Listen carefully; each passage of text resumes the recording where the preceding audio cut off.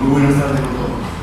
En este caso, el criterio que vamos a explicar brevemente es según el método de enfriamiento del motor. Habíamos dicho que desde el punto de vista de la primera ley de la termodinámica,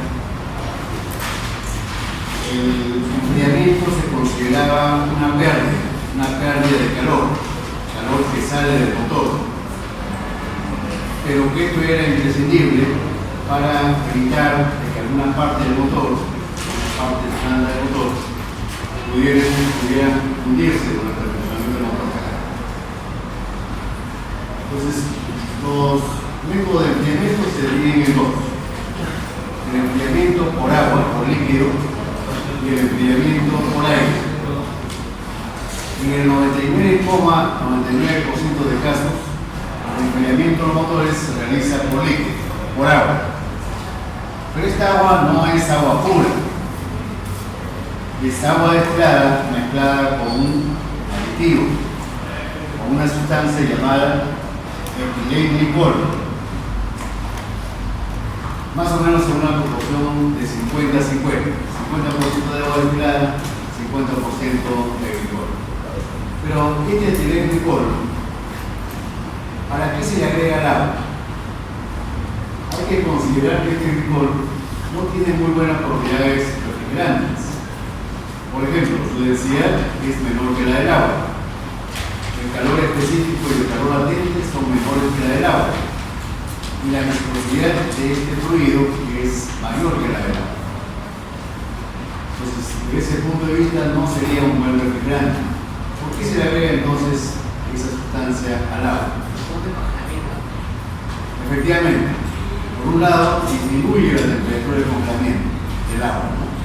La temperatura a la presión atmosférica ya no va a ser 0 grados centígrados, no va a estar por debajo de esa temperatura.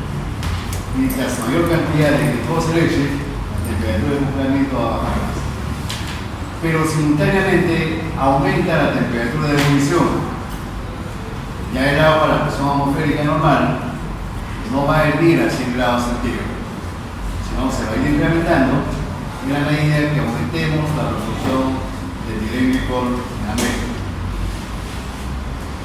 Además, se le echan aditivos antioxidantes, anticorrosivos, detergentes, etc. Normalmente estos sistemas son a presión. En la figura, en el ecran, se muestra un esquema de este sistema de enfriamiento por líquido. Aquí tenemos en la parte derecha el motor y realmente hay dos circuitos. Un circuito corto que comprende el motor y la bomba de agua,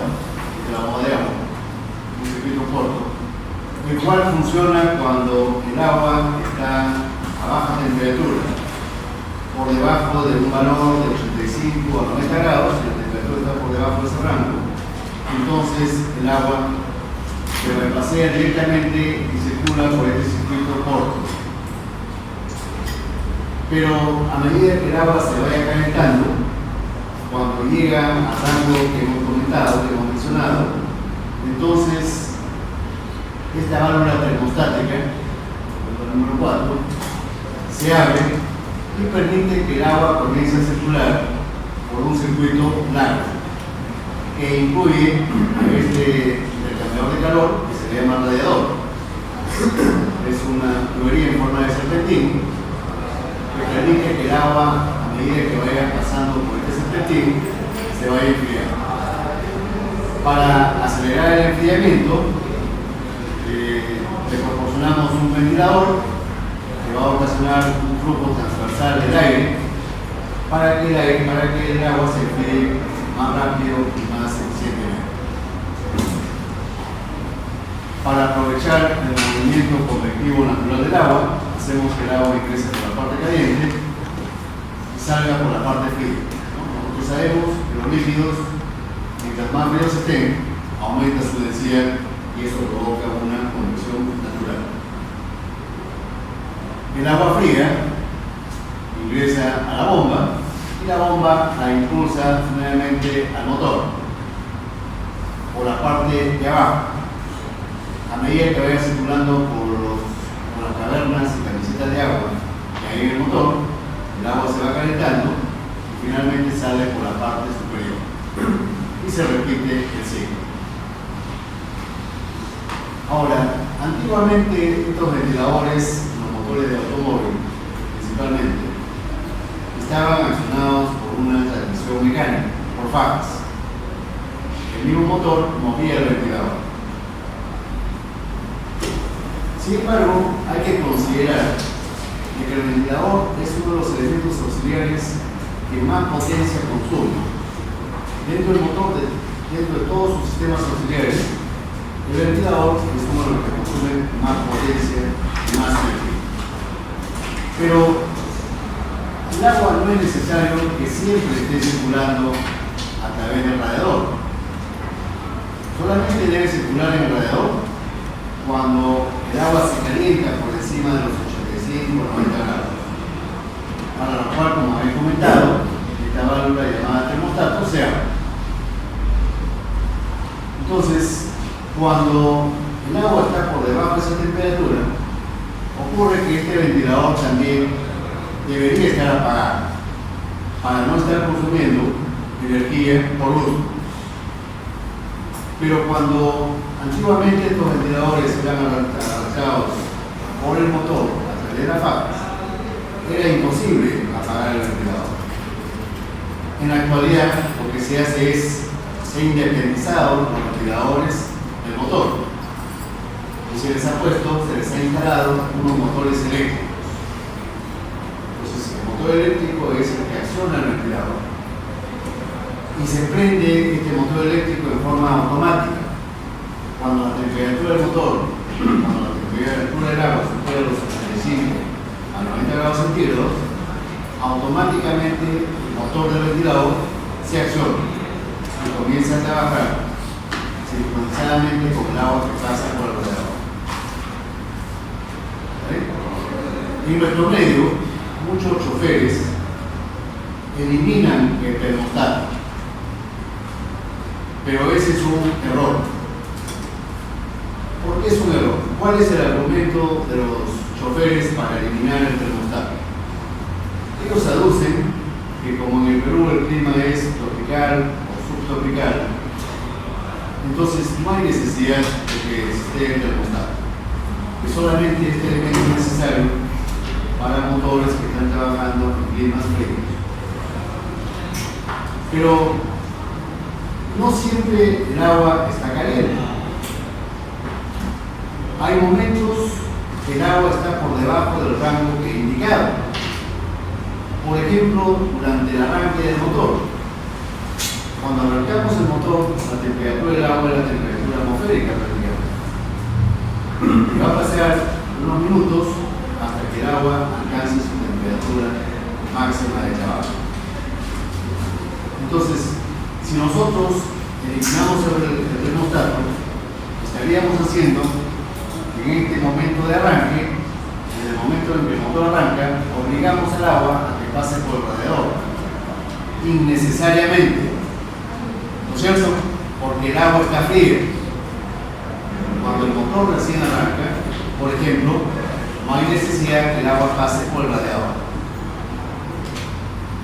¿Y qué cosa ocasiona eso? Primeramente, que el tiempo de calentamiento del motor se va a alargar innecesariamente. Segundo, si el tiempo de funcionamiento con agua fría se va a alargar, eso significa que el aceite también va a trabajar frío durante ese tiempo. Y si el aceite está frío, su viscosidad aumenta. Si la viscosidad del aceite lubricante aumenta, entonces se produce más desgaste. Estamos aumentando el desgaste del motor, por lo que es lo mismo, acortando la vida útil del motor. Para la persona, para la percepción humana, el agua el medio ambiente en nuestro país es tropical o subtropical, pero no para el motor. Para el motor, durante el arranque, el agua está fría. Y entonces el termostato debería evitar que el agua pase por el radiador. Ahora, sabemos que el enfriamiento por agua es mucho más efectivo que el enfriamiento por aire. El coeficiente de convección del agua es de 25 a 40 veces mayor que la del aire. El H convectivo es de 25 a 40 veces mayor que la del aire. Pero hay algunos motores, sobre todo los motores pequeños, muchos motores pequeños que son refrigerados por aire. El ejemplo típico es los motores de motocicletas, ¿no es cierto? ¿Por qué se utiliza la refrigeración por aire en motores pequeños? Obviamente por cuestión de simplicidad constructiva y por cuestión de costos. El sistema de refrigeración por aire es mucho más barato que la refrigeración por agua, constructivamente, ¿no es cierto? Además, eso se hace también gracias a que los motores pequeños, en forma natural, tienden a perder más calor por unidad de volumen que los motores grandes. Creo que hicimos ese comentario en una clase pasada. Los cuerpos pequeños tienden a perder más rápido calor que los cuerpos grandes por unidad de volumen. Así, por ejemplo, creo que ese ejemplo es el que puse, que si nosotros tenemos un trozo grande de carne caliente, ¿qué cosa hacemos para que se enfríe más rápido? Lo cortamos en pedazos pequeños. El volumen no ha cambiado. Lo que ha aumentado es el área de transferencia de calor. Entonces es un hecho conocido de que los cuerpos pequeños tienden a enfriarse más rápido que los grandes. Por eso que los motores de motocicletas, casi todos son refrigerados por aire. Además del costo del sistema, también hay defectos intrínsecos a este sistema. Por ejemplo, un motor refrigerado por aire, a igualdad de potencia, es más ruidoso que un motor refrigerado por agua. ¿Y por qué es más ruidoso? ¿Por qué tiene que ser más ruidoso? Porque es más fuerte. A igualdad de potencia. Porque las camisetas y cavernas de agua que hay dentro del motor sirven como aislantes, como amortiguadores de ruido. En los motores refrigerados por aire, al no existir este amortiguamiento, entonces los percibimos como más ruidosos. Claro. Pero, como conclusión, puedo mencionar de que la refrigeración por líquido es la que mayoritariamente se utiliza en la gran mayoría de casos. Ahora, estos 9 criterios que hemos utilizado son los más conocidos, los más utilizados, pero no son los únicos. ¿No? Hay otros autores que además de lo que hemos puesto, agregan algunos adicionales. Pero los más utilizados, los más frecuentemente utilizados, son los 9 que hemos visto en clases. El posicionamiento del motor, si es en la parte de adelante o en la parte de atrás del carro, ¿tiene relación con el tipo de refrigeración que lleva el motor? Si el motor está al frente, en la parte delantera o en la parte trasera. No. Por ejemplo, en los Volkswagen el motor estaba en la parte de atrás y sin embargo eran refrigerados por aire. Cuando el motor está adelante hay unos conductos adelante en la máscara del vehículo por donde ingresa aire hacia el radiador. Y la velocidad del vehículo ayuda al enfriamiento del motor, hace que pase más aire por el radiador. Por eso cuando los motores están estacionados es más difícil, es más dificultosa la refrigeración. En los motores Volkswagen viejos, claro, ya en la actualidad son muy pocos los que circulan, pero antes era frecuente ver que los usuarios, los dueños, le ponían un radiador de aceite en la parte de atrás. Como el aceite se recalentaba, al no ser muy eficiente el sistema de enfriamiento por aire, le ponían un radiador de aceite. y ese radiador de aceite era ventilado por el aire que circulaba por la parte externa del vehículo. Claro, eso rompía toda la aerodinámica del vehículo, pero evitaba que el aceite se recalentara. Pero no tiene que ver con la posición del motor. El capítulo que vamos a ver ahora es con respecto a los ciclos teóricos. Los ciclos teóricos que sirven como marco de referencia para el estudio de los motores reales, ya sea a gasolina, a GDP, a GDB, a gasóleo. En este ciclo Otto se considera idealmente, teóricamente, que el suministro de calor se realiza a volumen constante. Vamos a ver después que en la práctica esto sería imposible. En segundo lugar tenemos el ciclo Diesel, tal como lo propuso Rudolf Diesel. En este ciclo, el suministro de calor del exterior proviene, es decir, se realiza a presión constante. Este ciclo sirve como referencia para la modelación matemática de los motores que trabajan, motores grandes, que trabajan a baja velocidad. A baja velocidad. Motores grandes, lentos, que trabajan a baja velocidad. Es decir, vamos a explicar eso también enseguida. Y finalmente, el ciclo dual, que Dante Giacosa también le llama ciclo Sabatier, con THE al final, ciclo Sabatier. Suministro de calor, mixto. Una parte del calor se suministra a volumen constante y la otra parte restante se suministra a presión constante. Este ciclo dual, mixto, sirve como referencia para la modelación matemática de los motores diésel, de motores pequeños, rápidos, de alta velocidad. Ahora, ¿cuál es el objetivo? ¿Cuáles son las razones por las cuales estudiamos los ciclos teóricos? Si ustedes recuerdan, si es que revisan su libro de termodinámica, van a ver que los ciclos termodinámicos Otto o Diesel proporcionan eficiencias muy altas, de 60, 65, 70%, dependiendo de la relación de compresión del motor.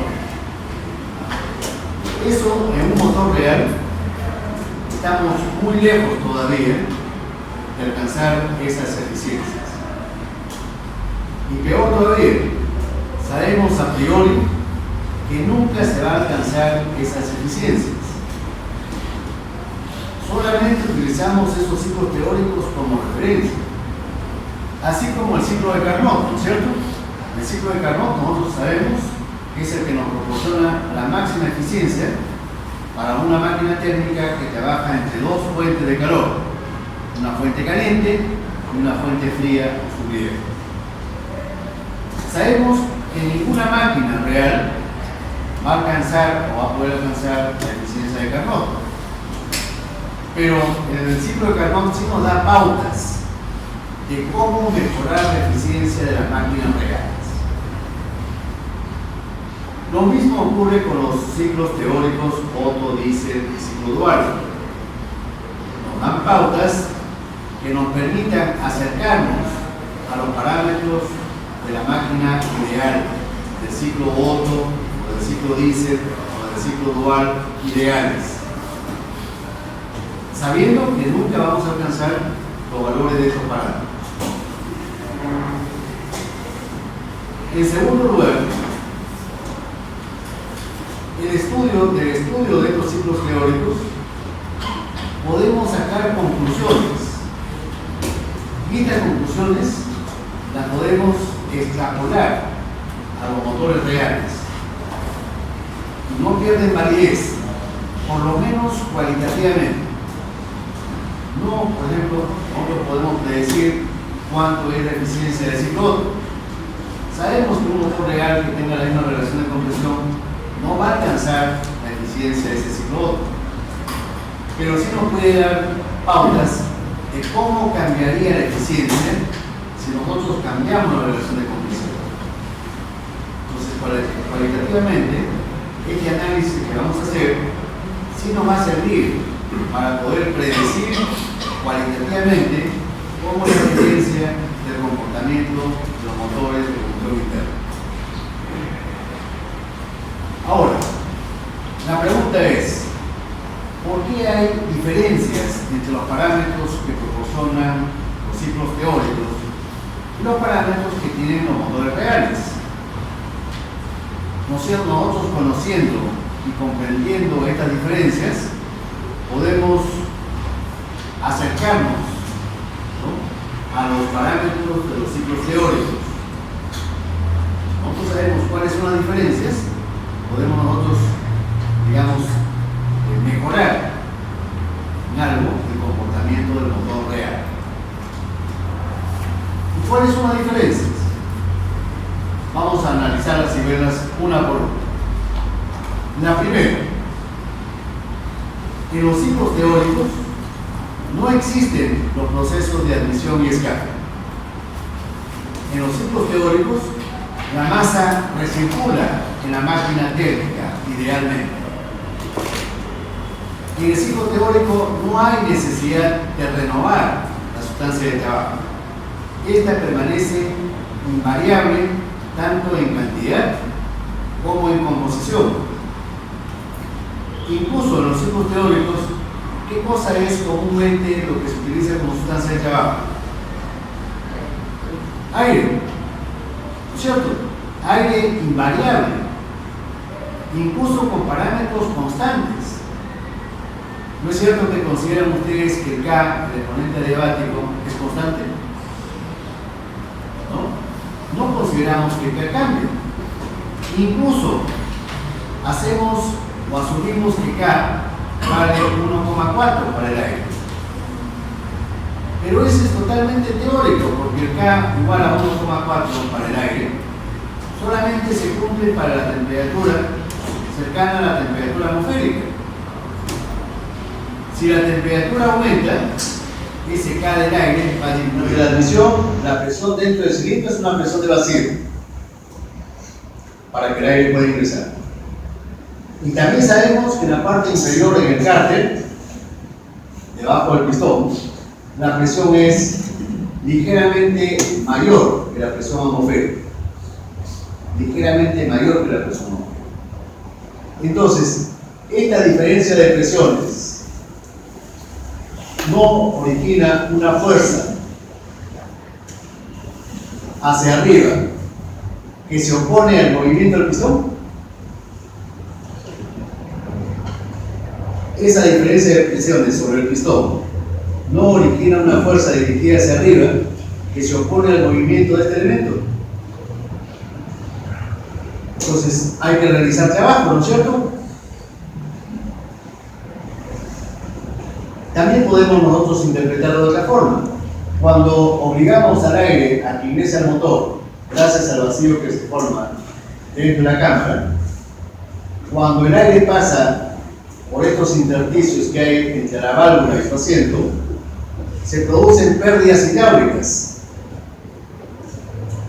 Esas pérdidas hidráulicas son irreversibles y hay que vencerlas para que el aire pueda ingresar. Ahí se gasta energía. ¿Está claro? En el escape sucede algo parecido, pero al revés.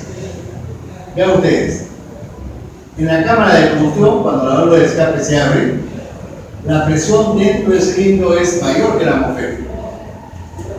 Es decir, la válvula de escape le ofrece resistencia a que los gases salgan.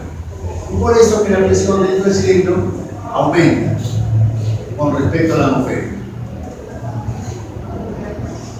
Por debajo, la presión es aproximadamente la presión atmosférica, ligeramente mayor a la presión atmosférica, pero solamente muy ligeramente. Arriba la presión es más alta. Entonces, esta diferencia de presiones también va a dar lugar a una fuerza dirigida hacia abajo, que se opone nuevamente al movimiento natural del pistón. en la carrera de escape. Para vencer esa fuerza hay que gastar trabajo y energía. ¿No es cierto? Ahora, ¿de dónde sale esa energía? Habíamos dicho que en la clase anterior que la única carrera motriz era la carrera de expansión. Entonces, ¿de dónde se obtiene la energía para que el pistón se mueva en la carrera de admisión y escape? ¿Perdón? A ver, no lo escucho muy bien, lo voy a interpretar. Dice, en todo motor hay un elemento almacenador de energía. ¿Cuál es ese elemento? El volante. El volante, efectivamente, el elemento que está montado en el cigüeñal. El volante es una masa que gira y que almacena energía. Esa energía que se almacena la utilizamos para que se realice la carrera de admisión y escape. Es decir, el volante va a tratar de que el cigüeñal tienda a trabajar con velocidad constante. Pero como en estas carreras de admisión y escape hay cierto freno al tiro del cigüeñal, entonces se aprovecha la energía almacenada al volante, se aprovecha la inercia del volante para que se produzcan estos procesos.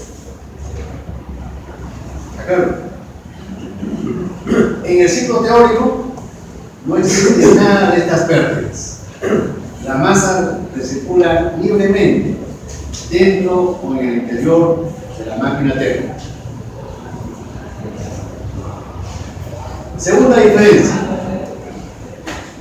En los ciclos teóricos, el calor suministrado al ciclo, el flujo A o el flujo 1, como queramos llamarlo, proviene del exterior. Se transfiere a la máquina térmica del exterior, sin pérdidas, en forma totalmente reversible. Pero ya sabemos que en los motores de combustión interna, el calor no proviene del exterior, el calor proviene de la combustión. Y todo proceso de combustión tiene implícitamente pérdidas. De todas maneras, ¿cuáles son las pérdidas más conocidas del proceso de combustión? La pérdida más conocida es por combustión incompleta, ¿no? Si el combustible se quema parcialmente o simplemente no se quema, estamos desperdiciando energía. ¿No es cierto? Y en los motores siempre se producen estas pérdidas por combustión incompleta. ¿Cuáles son las causas? Una de ellas es, por ejemplo, utilizar mezclas ricas. Si utilizamos mezclas ricas en combustible, obviamente, es decir, más combustible de lo que la relación estequiométrica me indica, entonces, ¿qué va a ocurrir? Ese combustible en exceso no se va a quemar y se va a formar monóxido. Ese monóxido implica combustión incompleta. Ese monóxido pudo haber seguido quemándose si es que hubiera encontrado oxígeno suficiente durante este proceso. Eso se puede ver, por ejemplo, acá en el recuadro amarillo, ¿no? Cuando quemamos el hidrocarburo contenido en el combustible, el carbono contenido en el hidrocarburo podemos considerarlo que se quema independientemente del hidrógeno, ¿no? Pero no aparece de frente el CO2, sino que en un estadio parcial aparece primeramente el monóxido. Hay un producto parcial, de la combustión parcial, y este es el monóxido. Si este monóxido encuentra en el camino y en el tiempo disponible el oxígeno necesario para terminar su combustión, entonces recién aparece el CO2. Si no encuentra oxígeno suficiente, se queda en monóxido. Y eso automáticamente implica desperdicio de energía. el monóxido todavía contiene poder calorífico. ¿Está claro? Ahora, otra causa de la combustión incompleta podría ser, o es de hecho, que cuando se forma la mezcla aire-combustible dentro del motor, el tiempo disponible para la formación de esa mezcla aire-combustible es muy pequeño. El tiempo disponible es del orden de los milisegundos. Máximo 1 o 2 centésimas de segundo. Máximo. En los motores más lentos. ¿Ustedes creen que en ese tiempo tan breve podríamos conseguir una mezcla homogénea de aire con combustible?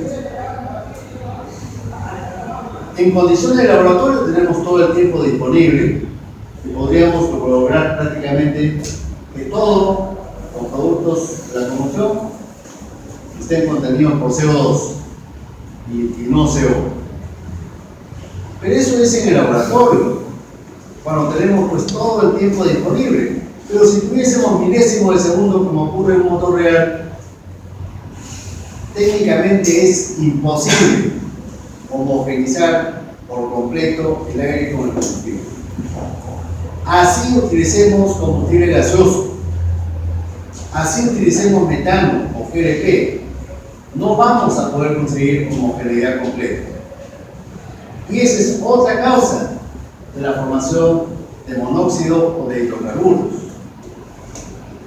Ya la combustión incompleta también se evalúa por la presencia de hidrocarburos, no solamente por la presencia de monóxido, sino hidrocarburos no quemados o quemados parcialmente. Otra pérdida de la combustión, un poco una pérdida menos conocida que la causa anterior, son pérdidas de calor por disociación. ¿Ese término es conocido para ustedes? ¿Disociación? Bueno, debería serlo, porque cuando se explica el proceso de combustión desde el punto de vista termodinámico, en termodinámica 2, también los textos incluyen la disociación. Entonces, yo les pido hacer una revisión de texto de termodinámica para que vean este proceso de disociación. ¿Cuándo se produce la disociación? Normalmente la disociación es típica que se produzca a altas temperaturas. Mientras más altas sean las temperaturas, mayor es la tendencia a la disociación. ¿Y en qué consiste esto?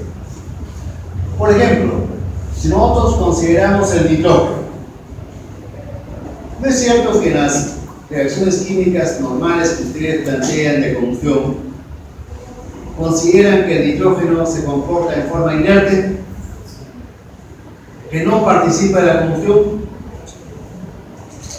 Pero eso solamente ocurre a bajas temperaturas.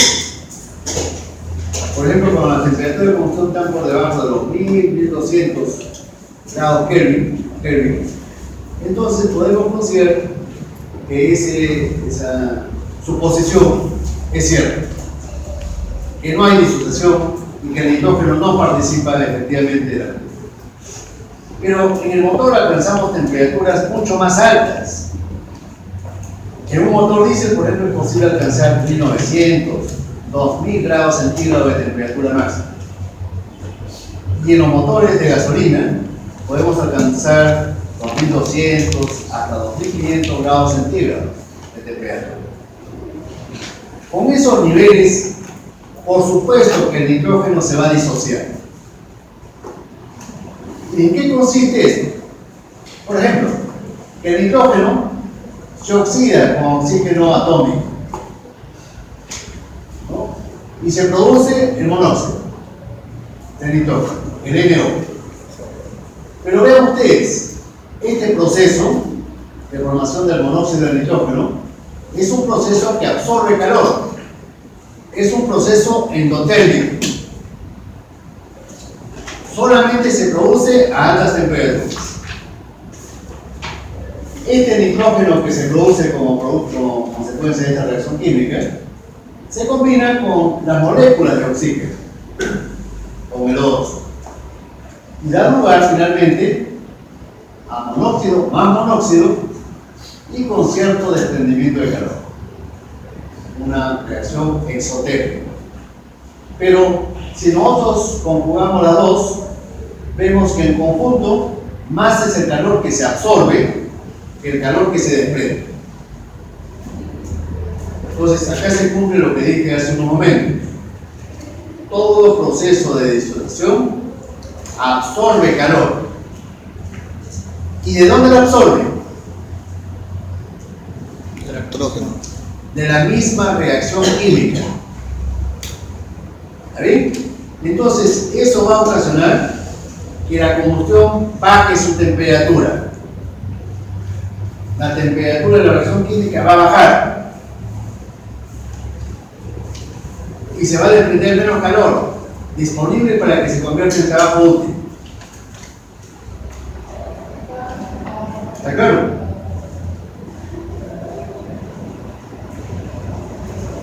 Lo mismo ocurre con el CO2. Vean ustedes, puede ser que la reacción química tenga el oxígeno suficiente, que la temperatura sea alta y que por lo tanto todo o gran parte de todo el carbono se quema por completo hasta convertirse en CO2. Pero ¿qué cosa ocurre curiosamente? Puede ocurrir a altas temperaturas que el CO2 a muy altas temperaturas se pueda disociar y se produzca una reacción inversa de lo que ya se había convertido en CO2. La reacción química se mueve hacia la izquierda y se convierte en monóxido y oxígeno. Pero esa reacción inversa hacia la izquierda ya no es exotérmica, sino es endotérmica. Absorbe nuevamente calor. ¿Y de dónde lo absorbe? De los productos de la combustión, enfriándolos. ¿No conviene que los productos de la combustión se enfríen? No, nosotros queremos que ese calor se convierta en trabajo útil. No queremos que la reacción química se invierta, ¿no? Absorbiendo calor por gusto. Entonces, eso ocurre a altas temperaturas. En los motores de alta relación de compresión, cuando los sometemos a altas cargas, entonces ahí es donde se genera la disociación. ¿De acuerdo?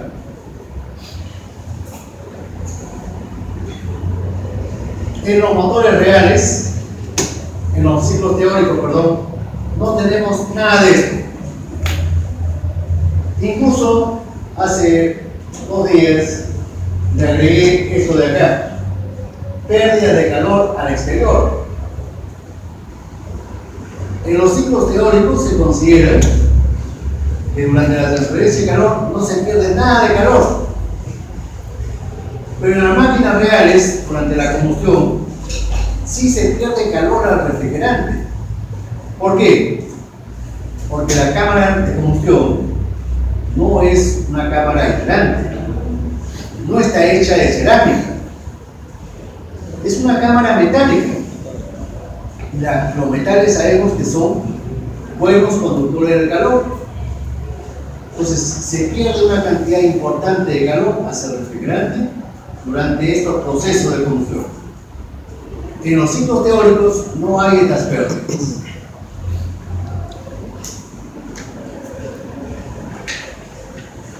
Tercera diferencia. En los ciclos teóricos se considera que la sustancia de trabajo es invariable, con propiedades invariables. No cambian los calores específicos, no cambian las propiedades, no cambia el exponente adiabático, no cambia el K. ¿Cierto? Incluso consideramos que el K es constante, como acabo de mencionar al inicio de la clase. El K vale 1,4. Y ese valor de K 1,4 solamente para el aire frío. ¿Cómo es en la realidad? ¿Cómo es en la realidad dentro del motor? Primeramente, la sustancia de trabajo, a medida que transcurre el proceso de compresión, ya comienza a calentarse.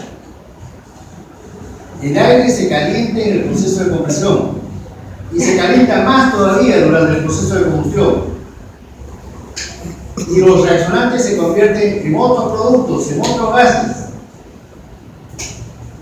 con valores de K menores todavía. ¿Qué implicancia tiene esto de propiedades variables con la temperatura? ¿Qué implica de que las propiedades cambien con la temperatura? Podemos ver en la figura, por ejemplo, que el C sub P y el Cp de los gases aumenta con la temperatura. Casi todos los gases tienen este comportamiento. Si la temperatura aumenta, los calores específicos aumentan. Y las curvas son polinomiales. Estas curvas son polinomiales. Sabemos, por los principios de termodinámica, que para los gases ideales, la diferencia de C sub P menos C sub E es igual a R, la constante particular de cada gas. Sabemos que el exponente adiabático K se define como la relación de calores específicos, Cp sobre Cv. Si nosotros reemplazamos la primera ecuación, 1, en 2, vamos a tener que K sería C sub E más R sobre C sub E.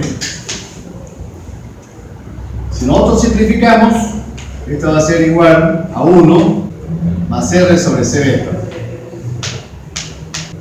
Más R sobre C vector.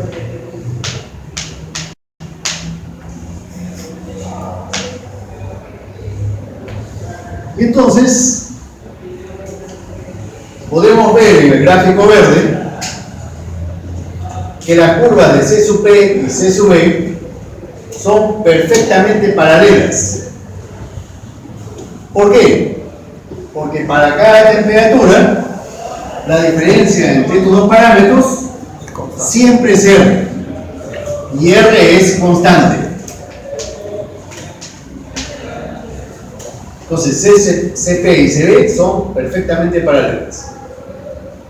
Segundo, dada esta conclusión que hemos obtenido, que K es igual a 1 más R sobre C sub E, ¿qué nos indica? ¿Qué conclusión podemos sacar? Que a medida que la temperatura aumente, C sub E va a aumentar.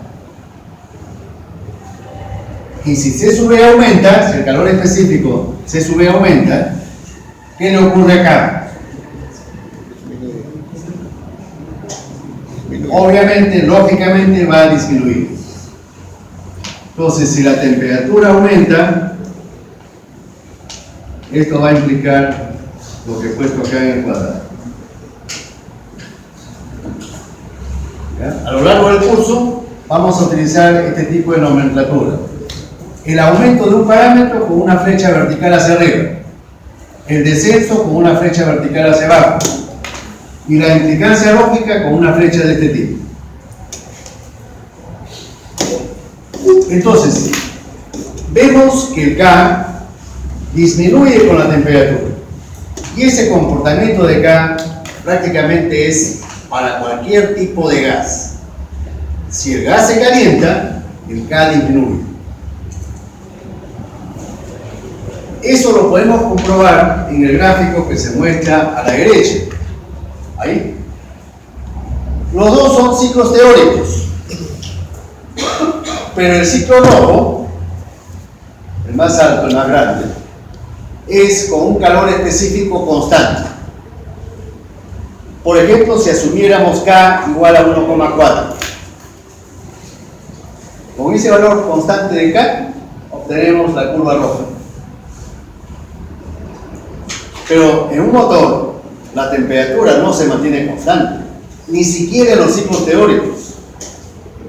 sino que la temperatura va aumentando. Por ejemplo, desde la compresión, se puede ver la diferencia aquí, una pequeña diferencia entre la línea roja punteada y la línea celeste. La línea celeste está un poquito por debajo. ¿Qué significa eso? ¿Qué implica eso? Que considerando un K variable, vamos a tener menores valores de presión y menores valores de temperatura a medida que va transcurriendo la compresión. Algo parecido a lo que ocurre en la realidad. ¿Ya? Algo parecido a lo que ocurre en la realidad. ¿Y qué va a implicar que las presiones y las temperaturas al final de la compresión desciendan? ¿Tiene alguna implicancia eso en los motores reales? Definitivamente sí. En un motor diésel, por ejemplo, si la temperatura al final de la compresión baja, el autoencendido va a ser más dificultoso. El autoencendido del combustible va a demorar más. Y eso no nos conviene. En el motor Eche, lo mismo. A pesar de que en el motor Eche el encendido se produce a través de una chispa, si la temperatura de la mezcla al final de la compresión disminuye, debido al K variable, eso también dificulta el encendido por la bujía. El encendido se vuelve más difícil y la combustión se vuelve más lenta. ¿Está claro? Pero vean ustedes que la mayor diferencia entre considerar calor específico constante y variable se produce en el proceso de combustión, en el proceso de suministro de calor, ¿no? En el proceso isométrico. Me refiero a esta parte vertical. Si yo tengo, por ejemplo, una cantidad de calor Q que suministro durante el proceso de suministro de calor, ese calor Q en un motor real, ¿con qué está relacionado?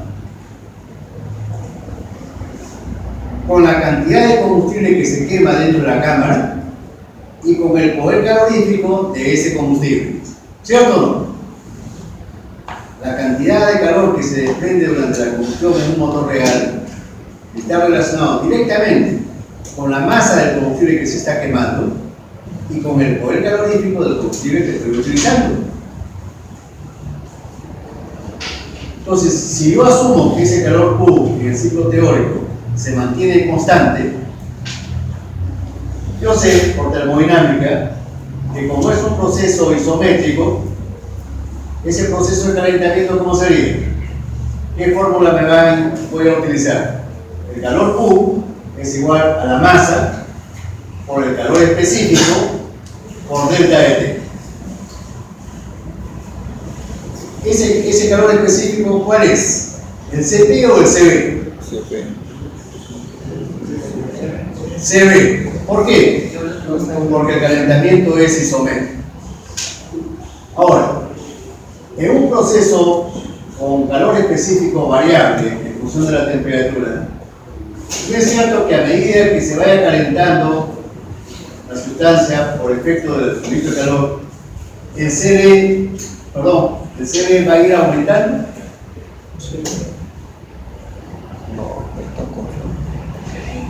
A medida que yo vaya suministrando calor, durante ese proceso isométrico, el CB va a ir aumentando. Y entonces, si el CB aumenta, si C aumenta, ¿qué le va a ocurrir a delta de T? Sabiendo que Q es constante y que la masa M es constante, va a disminuir. ¿Qué significa eso? Que la máxima temperatura del ciclo, si es que yo considero K variable, CB variable, va a disminuir. ¿No es cierto? Y si la temperatura máxima del ciclo disminuye, ¿qué le pasa al trabajo de expansión? ¿No se nota que hay una diferencia grande entre la expansión del ciclo rojo y del ciclo celeste. Toda esta parte blanca es pérdida de trabajo. ¿Está claro? Entonces, ya hay una diferencia entre las máquinas reales y los ciclos teóricos desde este punto de vista, ¿no? Hay que tomar en cuenta la variación de los parámetros de la sustancia de trabajo cuando se calienta esta sustancia dentro de la máquina. En los ciclos teóricos no se considera eso.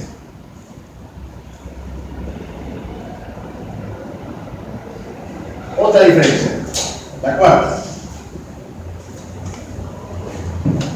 En los ciclos teóricos, el proceso de compresión, durante el proceso de compresión y durante el proceso de expansión, se considera que no hay pérdida de calor al refrigerante. Es decir, se considera que son procesos adiabáticos y además isoentrópicos. En los motores reales, esto no se cumple, esto no es cierto. Sobre todo, no es cierto en el proceso de expansión. ¿Por qué? Porque los motores reales están hechos de metales. ¿No es cierto? El cilindro es metálico, el pistón es metálico, la culata es metálica. Y los metales son buenos conductores del calor.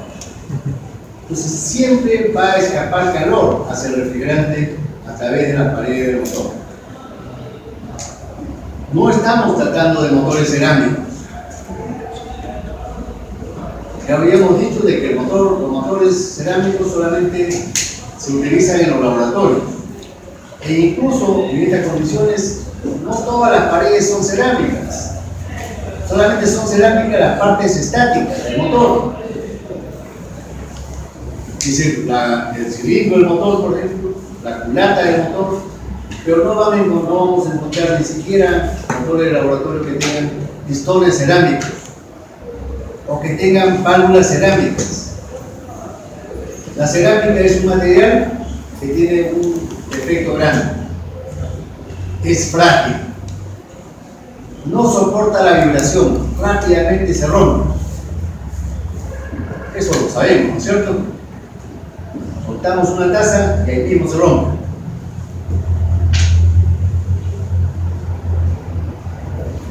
En el proceso de compresión también hay pérdidas, pero mucho menores.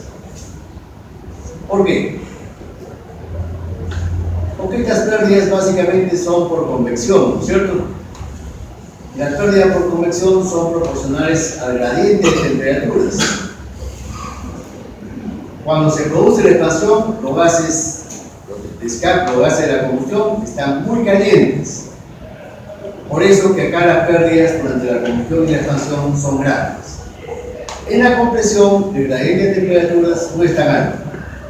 Por eso las pérdidas son mucho más pequeñas en la compresión que en la expansión. No he incluido aquí una quinta diferencia. Incluso ni siquiera está escrita en el libro de Howard. ¿Cuál es esa quinta diferencia entre los ciclos teóricos y las máquinas reales? En los ciclos teóricos no se considera la fricción. No estamos considerando la fricción. Tampoco estamos considerando el trabajo que se gasta en mover los mecanismos y sistemas auxiliares del motor. En los ciclos teóricos no hay ventiladores, no hay bomba de agua, no hay bomba de aceite, no hay bomba de combustible, no hay bomba de inyección, no hay distribuidor eléctrico, ¿no es cierto? En las máquinas reales sí. Y estas energías, estos trabajos que se gastan para vencer a la fricción y para el accionamiento de estos sistemas es apreciable. Entonces, yo creo que es conveniente incluir esa diferencia, que no le he escrito en la presentación. Ustedes escriben.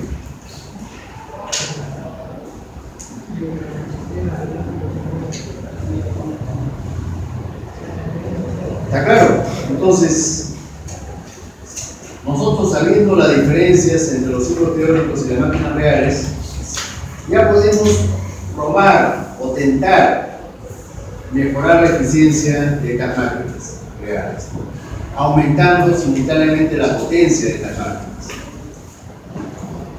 ¿Cuál, por ejemplo? Por ejemplo, disminuyendo la pérdida de calor. Por ejemplo, mejorando la lubricación.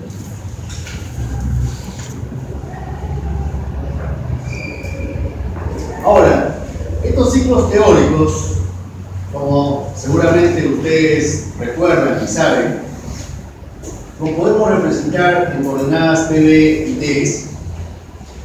Lo que se muestra en el ecran es el ciclo Otto. Dijimos que el ciclo Otto, en el ciclo Otto, el suministro de calor del exterior se realiza a volumen constante.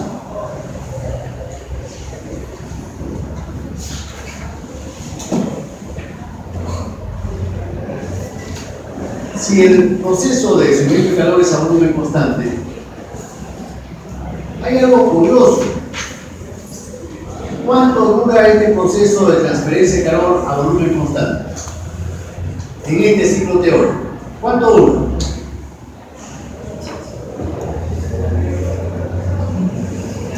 ¿Dónde se está produciendo? ¿En qué momento del desplazamiento del pistón se está produciendo esta adición del calor? En el punto muerto superior. ¿Cuánto dura el pasaje del pistón a través del punto muerto superior? Un instante, infinitamente pequeño, ¿no es cierto? En cuanto a duración. ¿Qué cosa implica eso? Que la velocidad de transferencia de calor, ¿cuánto vale? Cero.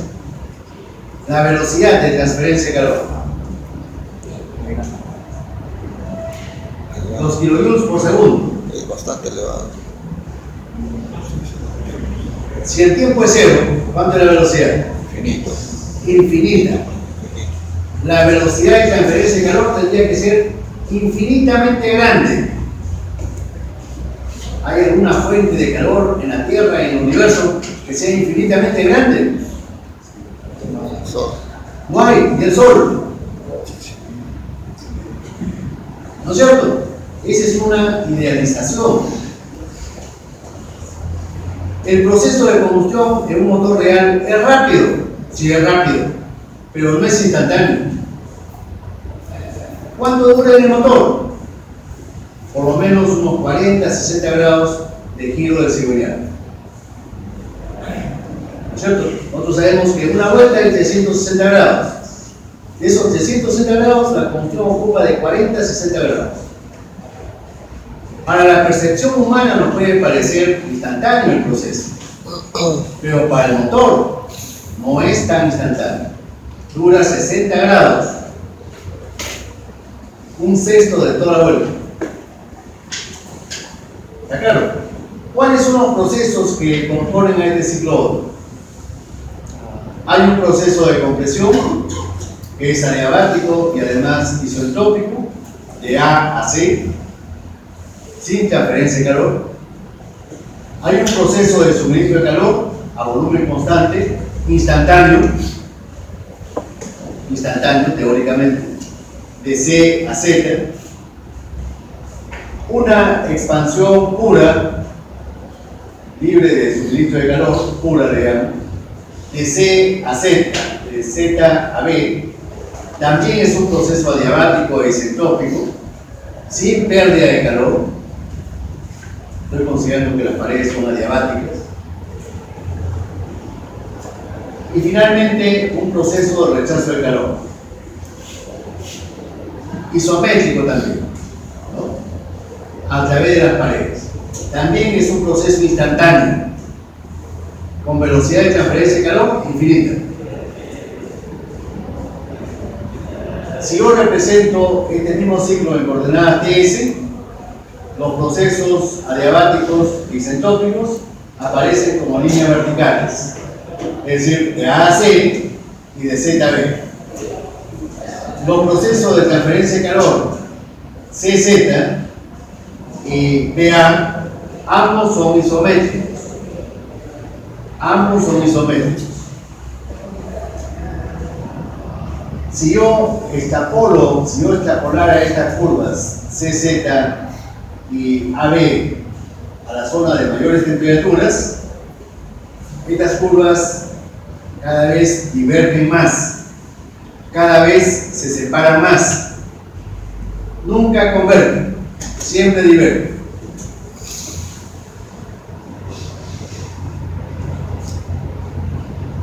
El ciclo Diesel tiene una diferencia significativa en uno de los procesos. El proceso de suministro de calor, de C a Z. ¿No es cierto? Acá estamos considerando que el suministro de calor se realiza a presión constante. Y eso dijimos que solamente en forma aproximada se cumplía en los motores diésel grandes y lentos. Se mueven tan lentamente que da tiempo a que nosotros podamos suministrar calor a tal velocidad que podamos compensar el efecto del aumento del volumen sobre la presión. Nosotros sabemos que si el volumen aumenta, eso va a provocar en forma natural que la presión dentro del cilindro descienda. Pero ese efecto nosotros lo neutralizamos, tenemos tiempo para neutralizarlo, suministrando calor a una determinada velocidad que nos permita tener presión constante. Esto en la práctica solamente se puede lograr en los motores lentos.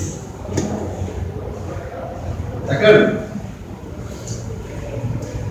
Este mismo ciclo de trabajo lo podemos representar en coordenadas TS.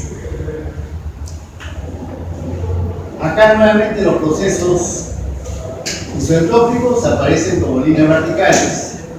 El proceso AC y el proceso ZB.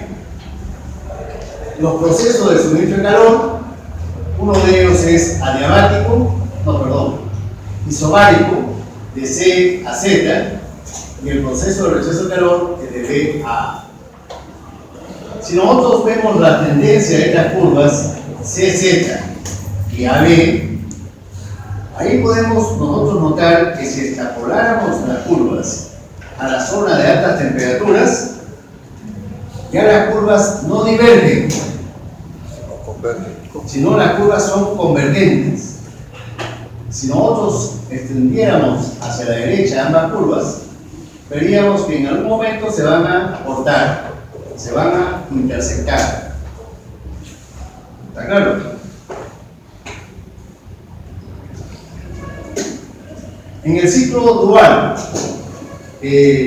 Dante y Acosta le llama también Sabaté. Curiosamente yo pensaba que Sabaté era un apellido de algún investigador, de algún ingeniero que estudió este ciclo. Pero si ustedes buscan en internet, no existe el ciclo Sabaté, que es el ciclo dual, pero no existe ninguna persona con ese apellido. Entonces no sé cuál es el motivo de ese nombre que le da Dante y Acosta. Hasta el momento, no lo sé. Si ustedes pueden averiguarlo, les agradecería. Vean ustedes, acá lo novedoso con respecto a los ciclos anteriores es que el calor se suministra en dos partes, en dos etapas. La primera a volumen constante, de C a Z'. Más o menos es un tercio de todo el calor. Un tercio de todo el calor se suministra a volumen constante.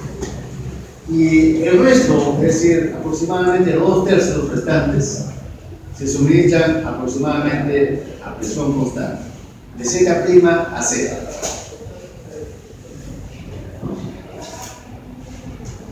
En las coordenadas TS vemos que la curva CZ' es más empinada que la curva isobárica Z'Z. Siempre se cumple eso. Las curvas isométricas son más empinadas que las curvas isobáricas. en un diagrama TS. ¿Cuándo es recomendable utilizar coordenadas PB y cuándo es recomendable utilizar coordenadas TS?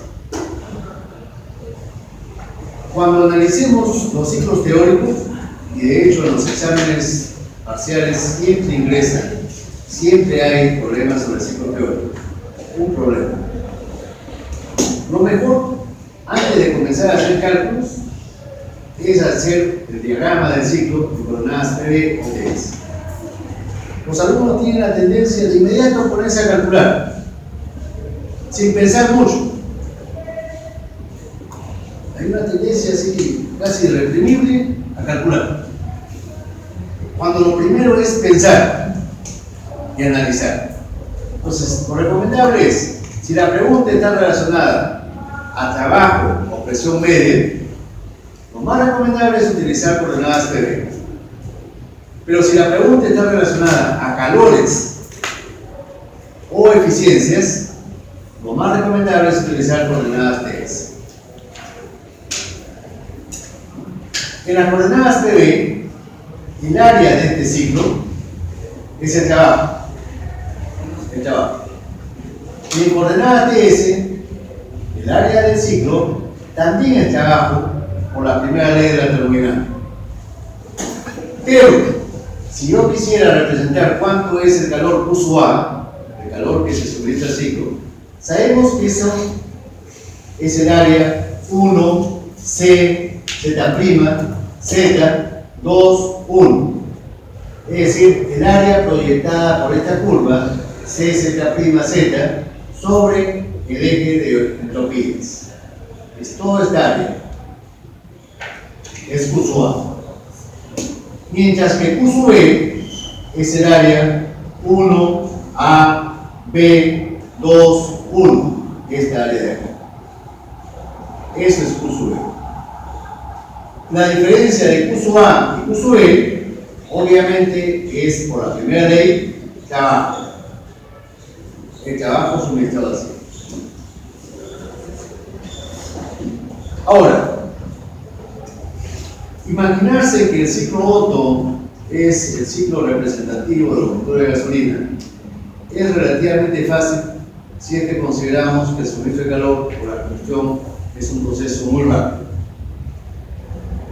También es fácil imaginarse que en los motores diésel lentos nosotros podemos lograr que el suministro de calor durante la combustión más o menos se aproxime a una recta. Más o menos, no es una recta.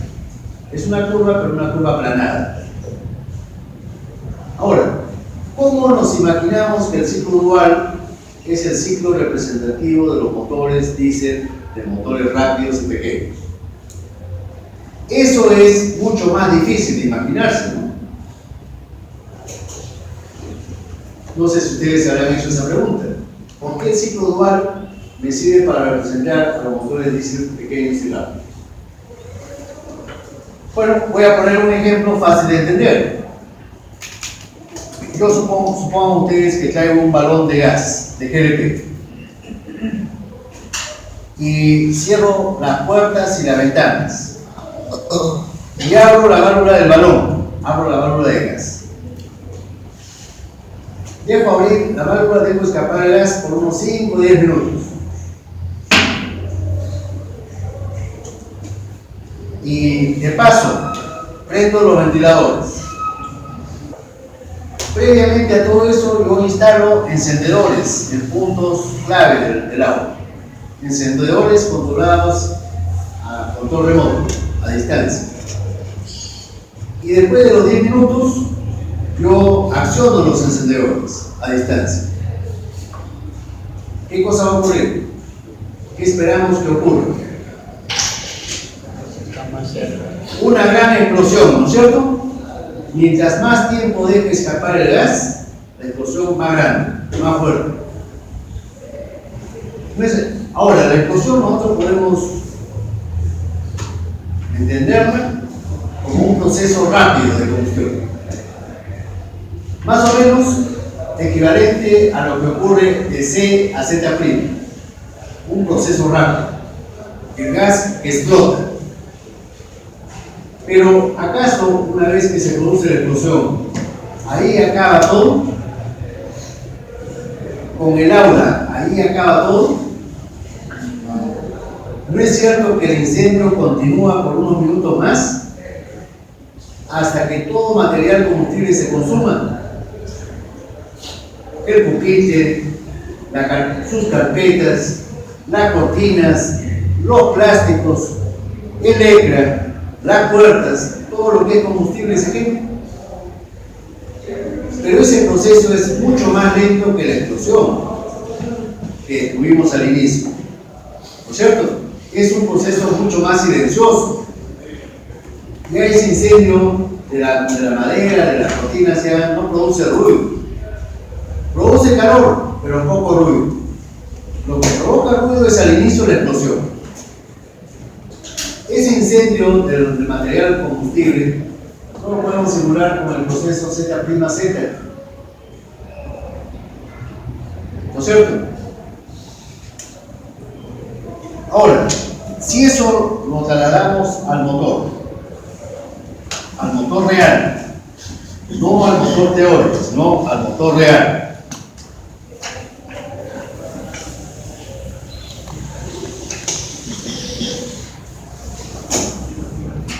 Supongan ustedes que tenemos el cilindro del motor. ¿Ya? Estoy obviando las válvulas, las obvio. Pongo el pistón. El pistón tiene, para los motores diésel, generalmente tiene un agujero que constituye la cámara de combustión. En este caso, un hueco de forma toroidal, un agujero de forma toroidal. Y en la parte superior, el inyector de combustible. Cuando se inyecta el combustible, lo voy a inyectar en forma de chorros. 3, 4 o más chorros de combustible. Chorritos. Con gotitas finamente pulverizadas. Las primeras gotas inyectadas son las primeras que se van a vaporizar. Recuerden que el combustible se inyecta en aire caliente, ¿no es cierto? El aire está a 450, 600 grados centígrados. Mientras el combustible se está inyectando, digamos, a 50, 60 grados centígrados. Entonces, cuando se inyecte, rápidamente se van a vaporizar. Y ese vapor va a comenzar a difundirse a través del aire. Se va a difundir a través del aire. En diferentes puntos, en muchos puntos. Se va a difundir y se va a mezclar con el aire. Se va a mezclar con el aire. Y se va a formar mezclas aire-vapor. Aire-vapor. Y si las temperaturas en algunos puntos fuesen los adecuados, lo suficientemente altos, en muchos puntos, ¿qué va a ocurrir en esos puntos? En esos puntos que he dibujado de amarillo. El auto encendido. Se forman focos de encendido, múltiples focos. Claro, he dibujado unos cuantos, pero son muchísimos focos de encendido.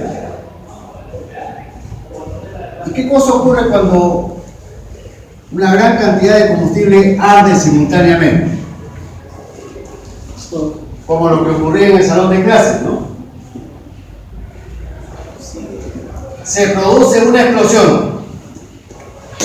Si en muchos puntos el combustible arde simultáneamente, a eso se le considera una explosión. ¿No es cierto? Y eso lo podemos representar en el ciclo teórico por la línea CZ'. El autoencendido de todos esos puntos amarillos, donde las condiciones son propicias para el autoencendido. Pero ahí no acaba la combustión.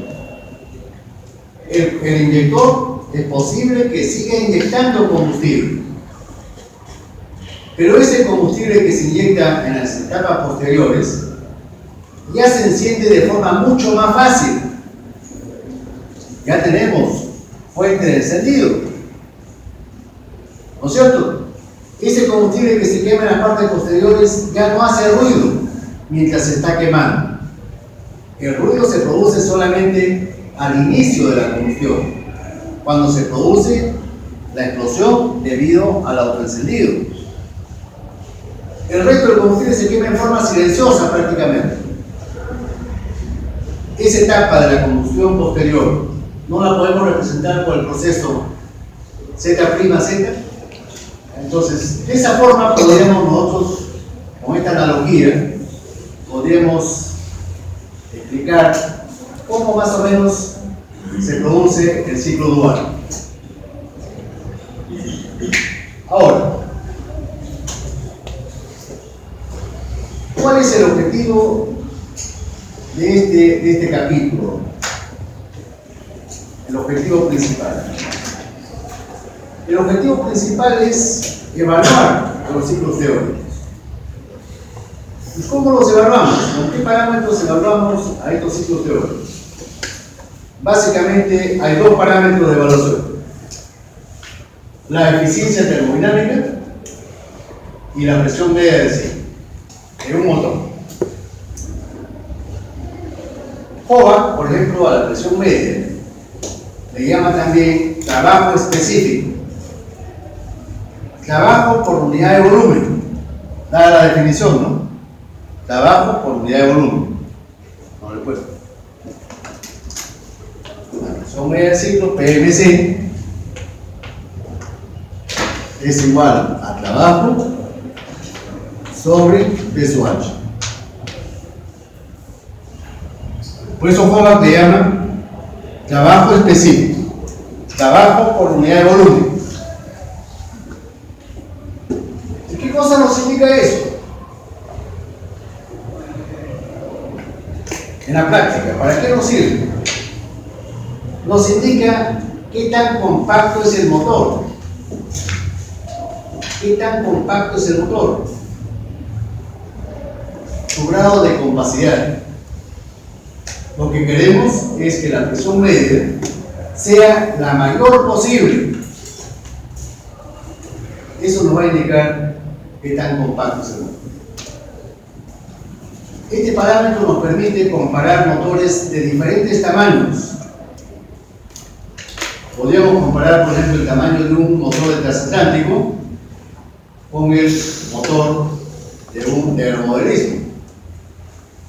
Y podría resultar que el motor de aeromodelismo tiene mayor presión media que el motor de transatlántico.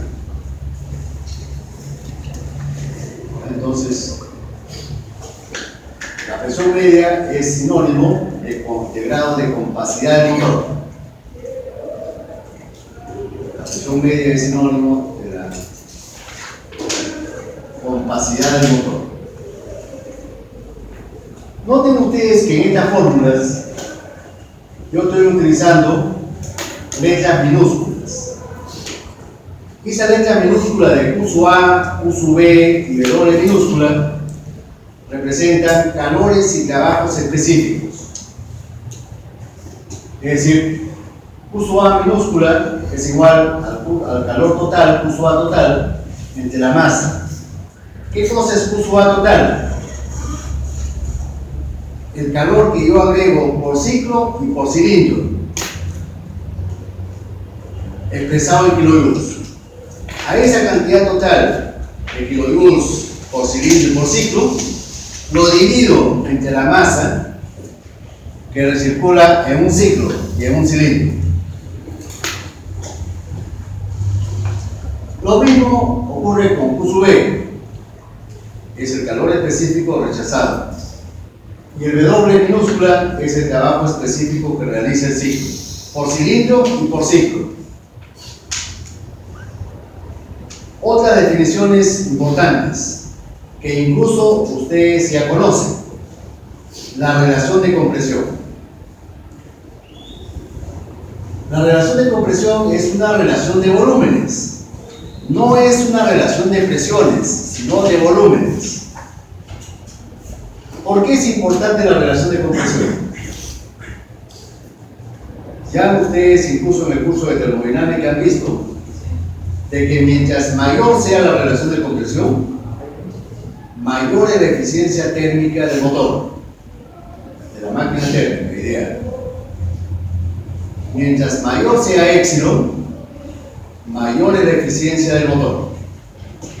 Eso se cumple tanto en los ciclos teóricos como en las máquinas reales. ¿Está bien? Sabemos que en los motores a gasolina, sin embargo, hay limitaciones en cuanto al valor de épsilon. En los motores de gasolina, la relación de compresión fluctúa para motores modernos, automotrices, entre 9 y 11. Entre 9 y 11. A gasolina, automotrices. ¿Y por qué ese límite de 11 o de 9? ¿Por qué no se puede aumentar más? Ya lo hemos explicado en clases anteriores. Porque se puede producir el autoencendido prematuro. Efectivamente. Se puede producir autoencendido o detonación. Son dos cosas diferentes, ¿eh? Como vamos a explicar después, autoencendido y detonación son fenómenos diferentes. Y ambos se producen como consecuencia de una relación de compresión muy alta, excesivamente alta, en el motor de gasolina. ¿Está claro? En el motor diésel, la relación de compresión es mucho más alta. Fluctúa entre 14 y 23. ¿Y por qué es más alta? Porque ahí, como lo que se comprime es aire, no hay el peligro del autoencendido. Y la única limitación existente es la resistencia de material. Yo podría fabricar un motor de relación de compresión de 30 a 1, pero ¿qué tendría que hacer? En la práctica no existe, pero teóricamente se puede hacer. ¿Qué cosa me obligaría a esto? A tener un cilindro más robusto. Material. Más robusto, efectivamente. Paredes más gruesas. ¿Y eso qué implica? Más peso. Motor más caro. O tendría que utilizar materiales, mejores materiales, más resistentes. Más caro. ¿Y qué eso qué implica? Más precio también. ¿Está claro? Entonces, no se fabrican esos motores por una cuestión de economía y de peso. No voy a ponerle que es un motor que tenga relación de compresión 30, tendría que ponerlo en la estructura de un tanque de guerra, ¿no? El automóvil no me aguantaría el peso de ese motor que tenga relación de 30 a 1. Ahora, aún así, aún lo pudiese instalar en el automóvil. ¿Cuánto me costaría ese motor? No vale la pena.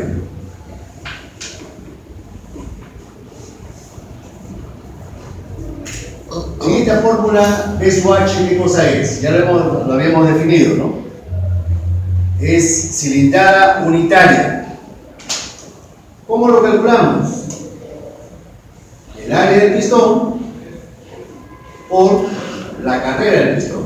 El diámetro del cilindro, mejor dicho, ¿no? El área del cilindro, el área transversal del cilindro, por la carrera del pistón. Pi por diámetro al cuadrado sobre 4, por S mayúscula. S mayúscula es la carrera.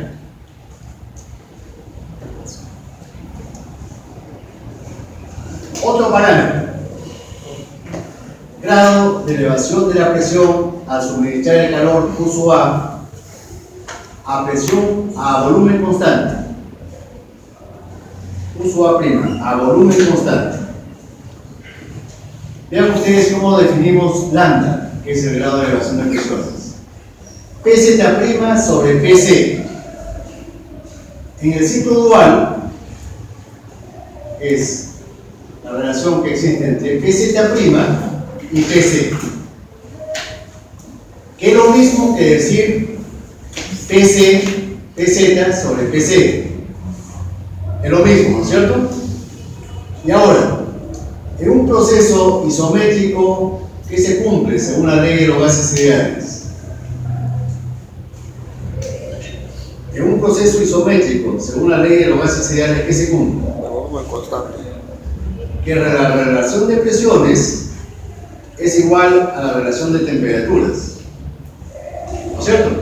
Por eso que yo lambda también lo puedo poner como una relación de temperaturas.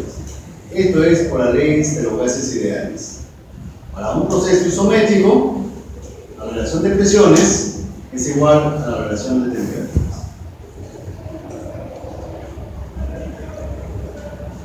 Mientras más rápida sea la combustión, mientras más explosiva sea la combustión en su fase inicial, más alto es el valor de lambda. ¿Está bien? Mientras más rápida y más explosiva sea la combustión en su fase inicial, más alto va a ser el valor de lambda. En el ciclo Otto, lambda es el valor máximo. Eso lo voy a explicar en unos segundos. Me he adelantado un poco. Otro parámetro.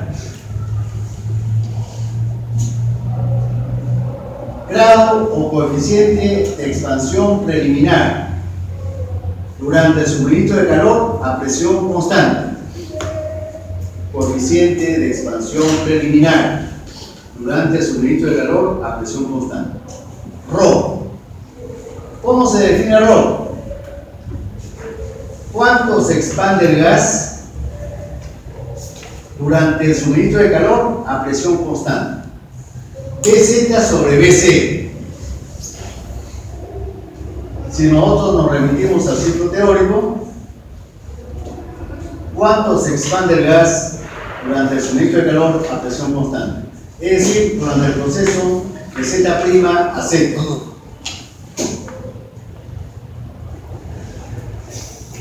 Si el punto Z, si nosotros suministramos más calor a presión constante, el punto Z se desplaza hacia la derecha y Rho aumenta. ¿Está claro? Rho aumenta. En el ciclo Otto, ¿cuánto vale Rho?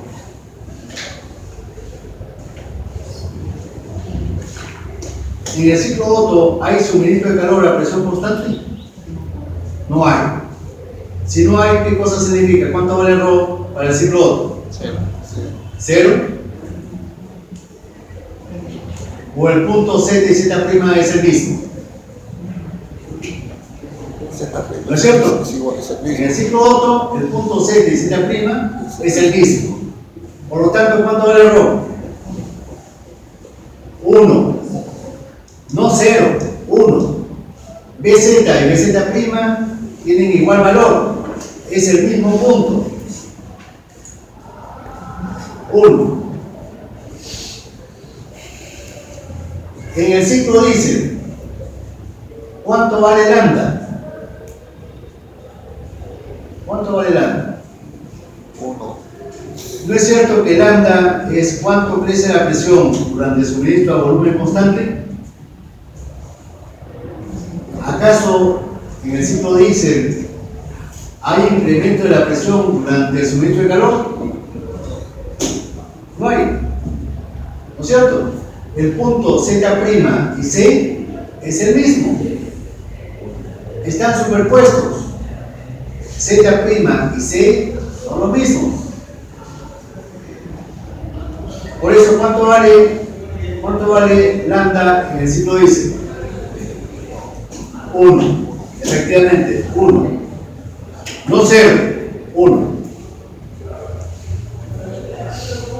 Ahora, Rho, que es cuánto se expande la sustancia de trabajo durante el suministro de calor a presión constante. ¿Qué cosa habíamos dicho con respecto a la combustión? en un motor real. Habíamos comentado, creo que lo he dicho, que la combustión tiene que ser la más rápida posible. Para que el proceso de combustión sea eficiente, el proceso de combustión tiene que ser un proceso rápido. Si la combustión es lenta, se vuelve ineficiente.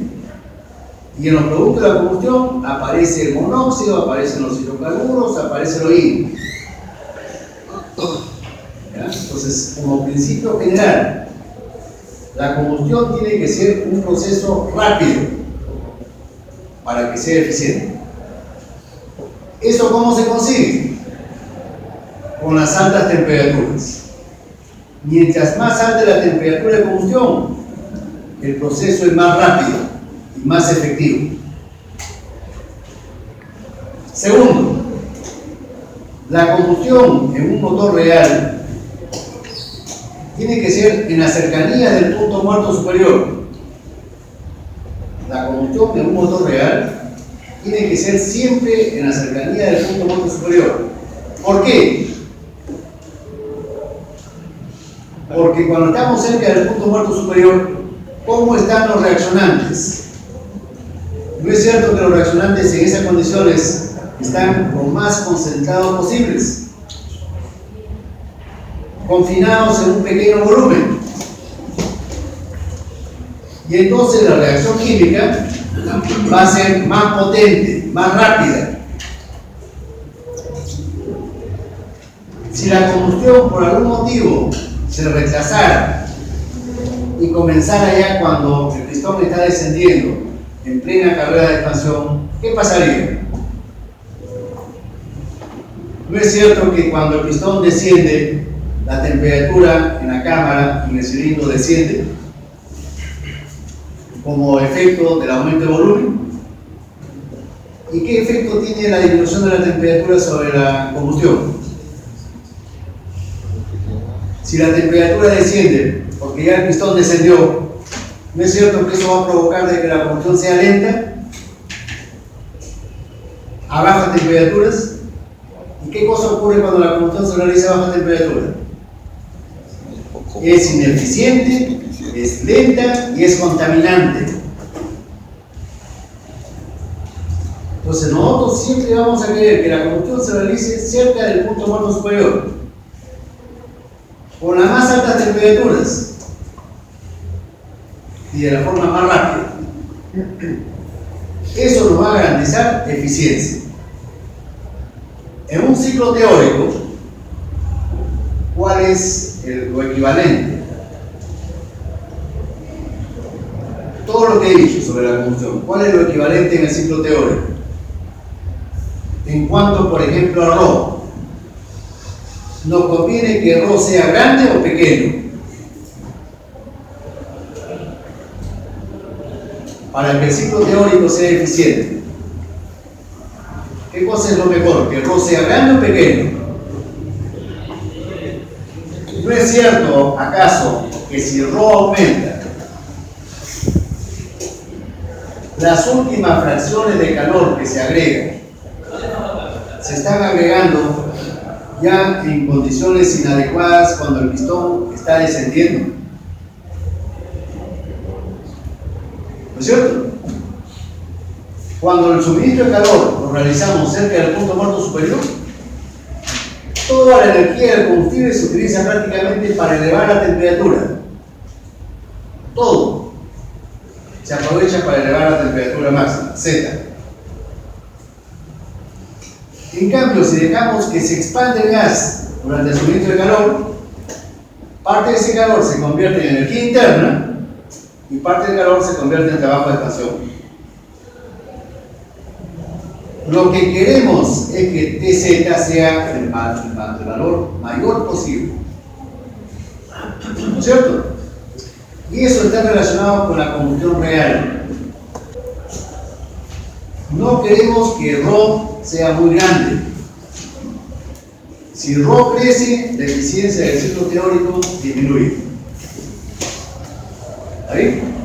Si Rho crece, si BZ crece y se traslada hacia la derecha, la eficiencia del ciclo disminuye.